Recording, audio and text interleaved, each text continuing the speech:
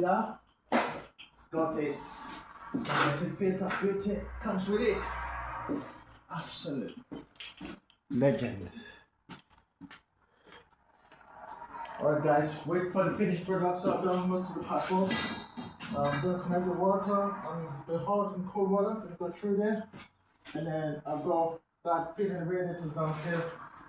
And I'm going to put a valve out there to control a special dedicated heater in the airing cupboard just to dry out towels, washed clothes, and just to keep the area dry. So I'm going to put on a timer. Actually, I'm going to wire this up. I'm going to be doing this, the smart Honeywell home, the T6R smart thermostat, legend.